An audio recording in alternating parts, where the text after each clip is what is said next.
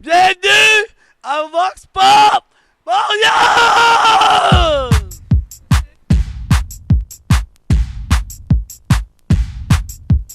Hey, bonjour tout le monde et bienvenue à Vox Pop Montréal. Cette semaine, vous avez droit à une version un peu écourtée parce que le cœur de Vox Pop a été ébranlé cette semaine. Un des membres du trio a quitté pour le Salvador. Pendant 1 mois et demi, il sera parti, alors c'est une des raisons. Et aussi parce qu'on a décidé de se reposer vu la semaine assez intense qui s'en vient pour le spécial Pop Montréal. Faites à noter ici, c'est les 2 derniers Vox Pop que vous allez voir dans sa version hebdomadaire parce qu'on va devenir une version bimensuelle et plusieurs changements vont être apportés à l'émission Vox Pop Montréal.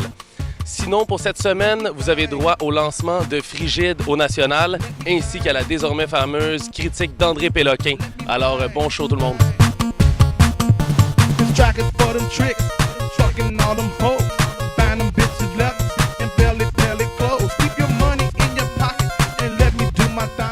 DJ Frigide fait beaucoup de bruit depuis un certain temps dans l'underground électro-montréalais. Aujourd'hui, il met à profit son talent de compositeur et laisse tomber le DJ dans Frigide pour devenir le groupe. Donc, il nous présente Bedroom Sessions, l'album, au National, aujourd'hui.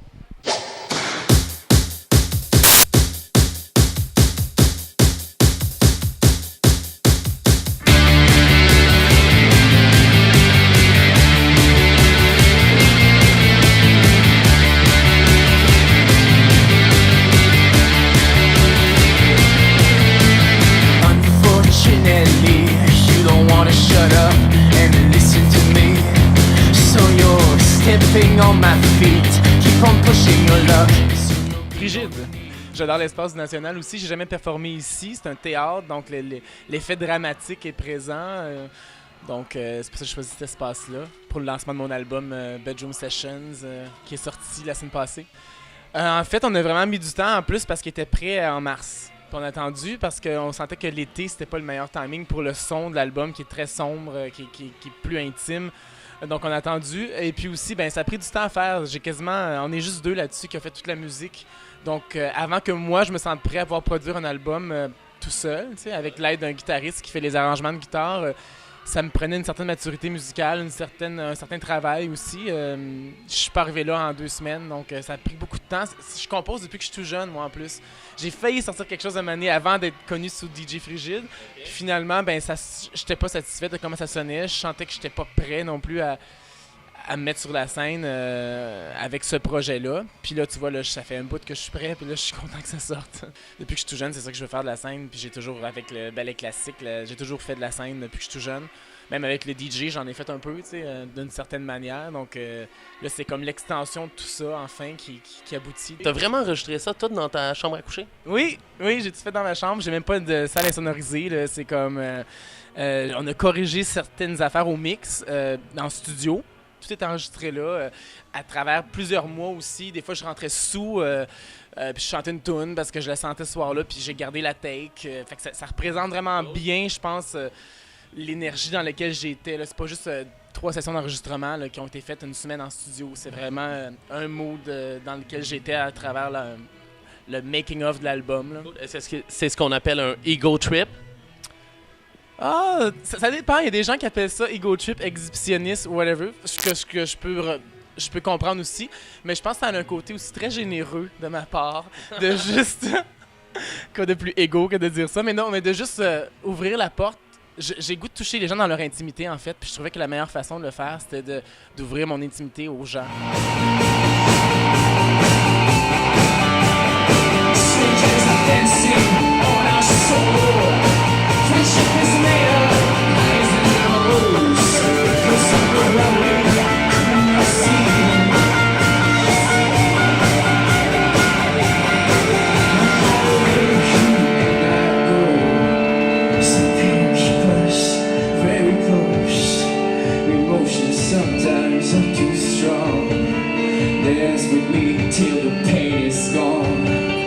Je fais des spectacles, je me détruis un peu sur scène durant la performance avec du maquillage.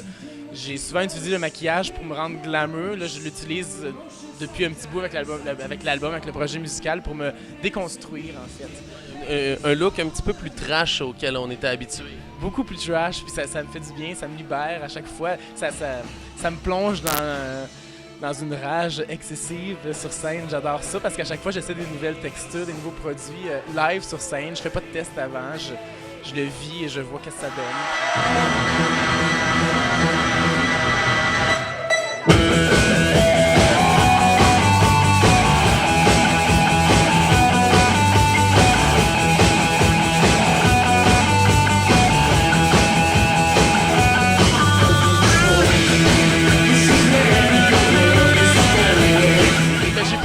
Parce que j'avais une relation d'amour avec les cosmétiques, puis le monde, la société m'a montré que quand t'es garçon, ben c'est pas correct. Fait que là, j'apprends à haïr le maquillage, mais c'était pas volontaire. Je suis quelqu'un qui a toujours exploré dans les arts. Frigide est né quand j'avais 22-23 ans environ. Tu as quel âge en ce moment? Là, j'ai 23 et demi. Non, j'ai 30 ans. Donc, c'est un chiffre pour moi qui est significatif aussi. Je voulais aboutir, je voulais me rendre ailleurs avec ma fête cette année. Et bon, je suis là. Mais bon, là, je divague. Mais non, en fait, Frigide, je pense qu'il a toujours été là. C'est juste qu'il n'y avait pas toujours un nom. Ce que DJ Frigide joue, ce que les gens connaissent de DJ Frigide, c'est très club, très rock, ça punch. Tu sais, du électro qui rentre dedans aussi, j'adore ça. Mais ce que j'écoute à la maison, c'est un autre monde totalement. C'est super minimaliste, des fois. Du Murkoff, exemple, qui est un artiste super comme cinématographique.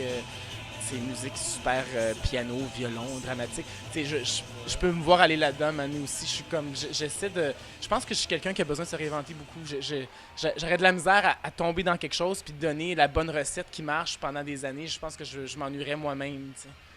Mais je pense que je suis surtout un music lover. Moi, vraiment, je trippe musique. Je trippe pas club tant que ça. C'est sûr que quand je suis DJ, j'ai du fun au bout là, à faire ce que je fais. J'embarque dedans parce que c'est la musique qui vient me chercher. Mais je suis pas un gars qui sort beaucoup. Tu sais, je suis très casanier, même si on pense que je suis justement peut-être une bête de club et de party. On me voit pas souvent quand je travaille pas. On a une question de la semaine à Vox Pop Montréal. Oh. À chaque semaine, c'est différent selon l'actualité. Là, ce qui a secoué le Québec dans la dernière semaine, c'est Love Story. On veut savoir si tu écoutes Love Story. Je pensais que c'était le pont qui était tombé, moi. Ça, c'est la semaine prochaine, cette question. Love Story. Ben moi, ce que j'ai à dire, c'est que Love Story, c'est sûrement pourri, puis que moi, j'offre une bedroom session qui est 4 fois plus intense que ça. Là, Love Story, moi, c'est la chambre à coucher. C'est direct là, que tout se passe. Donc, je pense que Love Story, le monde peut fermer la télé et ouvrir leur système de son à place puis écouter mon album. Je suis vraiment un cheap plug, là, mais je pense pas toujours beaucoup à ce que je fais. Je le sens, je le vis, je le donne, puis des fois je regrette pas. Et là, tu regrettes? Pas du tout. Pas à date en tout cas. Puis ça fait 6 mois que j'ai l'album chez nous, je regrette pas du tout, donc ça va bien. Bon, ben, on va écouter ce Ego Trip Frigide. Ego Trip! Ben oui, go. Merci. Merci.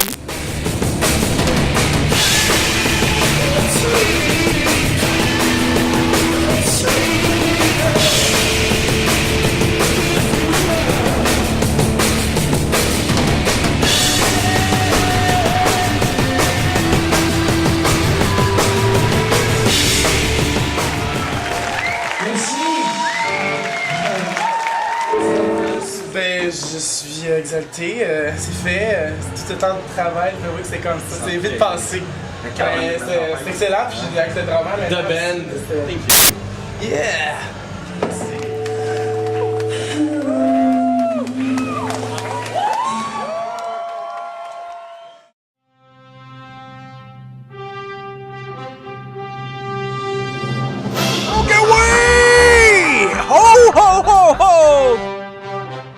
Félicitations public, tu es toujours à l'écoute de Vox Pop. Il y a tellement de contenu, jamais j'aurais cru que tu te rendrais jusqu'à ma chronique. Mais pourtant, tu es là.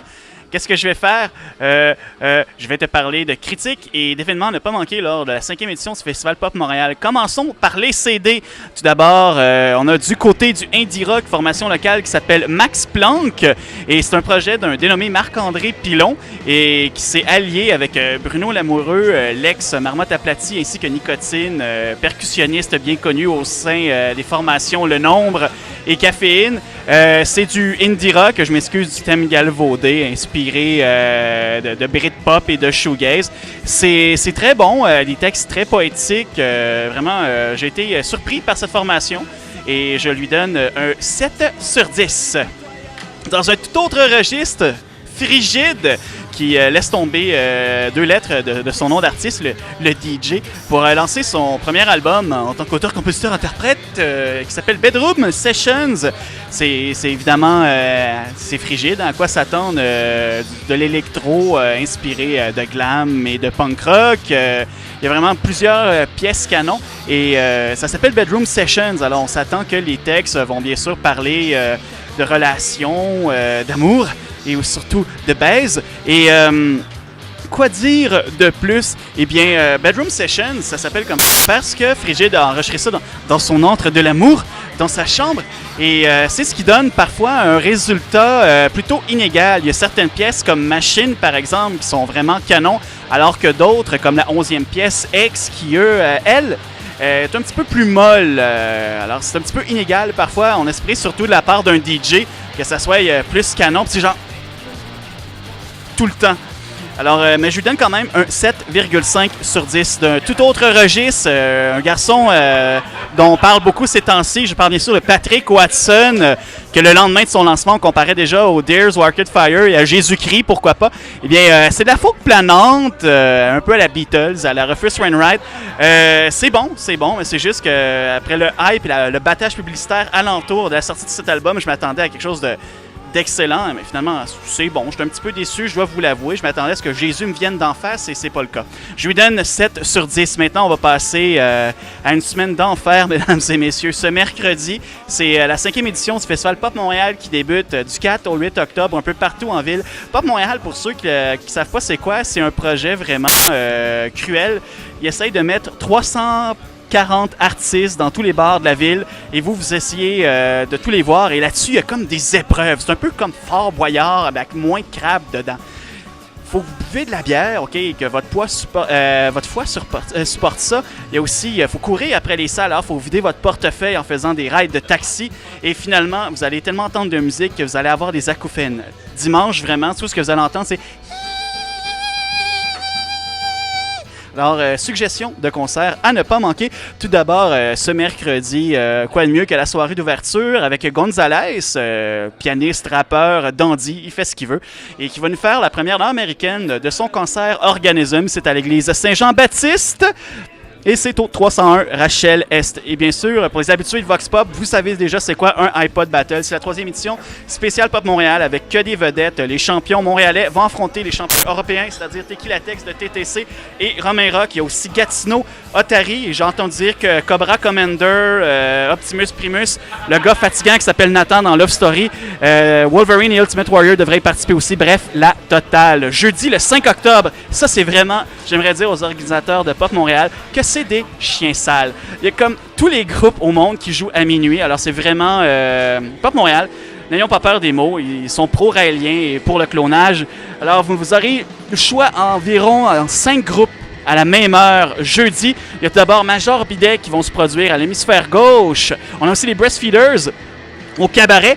C'est peut-être un des derniers concerts des Breastfeeders avant que Fred Fortin et Sonny Duval, qui sont des personnes qui sont impliquées dans X nombre de projets musicaux autres que les Breastfeeders, vont sûrement se péter un burn-out ou une mononucléase d'enfer d'ici la fin de l'année. Il y a bien sûr TTC, Omnicron, Club Soda. Est-ce que j'ai vraiment besoin de vous en parler de ce show-là? Non? Ben on passe. Il y a aussi avec Podcast, c'est Power Up First au Zoo Bizarre. Avec Podcast, projet folk qui est incroyable. Lors de leur dernier concert, j'ai versé une larme, mais bien sûr, étant un homme viril, j'ai dit à ma date parce que je m'étais fait mal aux testicules.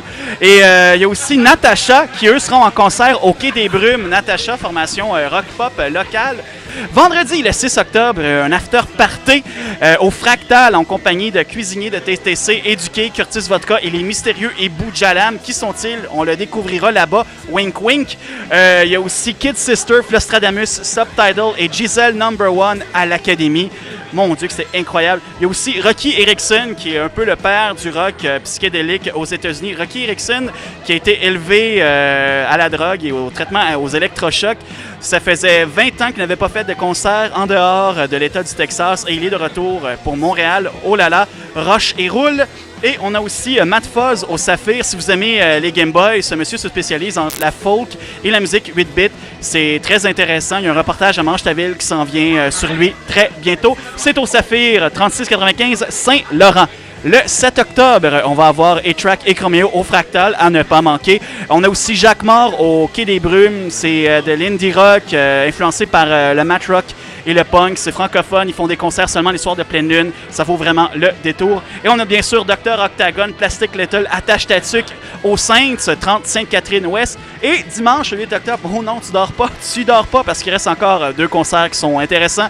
On a tout d'abord le Tango et Cash de la musique ici. Vous vous rappelez de Tango et Cash, cette espèce de film incroyable réunissant 2 icônes du film d'action, c'est-à-dire Sylvester Stallone et Kurt Russell. Eh bien, on a l'étiquette de Choc FM, mais sûrement la meilleure émission de hip-hop à Montréal, voire de la province. Et Rhythm Wise, la meilleure émission de reggae de Montréal, voire de la province, qui se rencontre dans un match à finir au Club Lambi en compagnie de Black Parents. Et on a aussi le groupe le plus dangereux et le plus extravagant de hip-hop à Montréal, Gatineau, qui, eux, se produiront au Divan Orange le même soir. Et ensuite, tu dors. Tu dors. Tu dors et c'est tout pour moi. Yo. Ha! Brou! Ouais. C'est tout. Et voilà, chers auditeurs, c'est tout pour Vox Pop Montréal. La semaine qui s'en vient s'annonce assez rock'n'roll. André Péloquin vous a énuméré les shows où il faut être et où Vox Pop Montréal sera. Donc, semaine prochaine, c'est un spécial Pop Montréal. Alors, on se voit la semaine prochaine. Why do we hide behind such ugly faces? Why do we hide behind such ugly faces? Autrement dit, toute ma vie, moi j'ai eu contact avec Louisette Dussault. Puis à un moment donné, dans la place des Jardins, pour la journée de la maladie mentale, j'ai marché avec Louisette Dussault, main dans la main, 2 tours du complexe. Pour vrai? Oui, c'est la vérité. C'est la vraie vérité. Ben, j'ai juste une vérité, c'est ma vérité.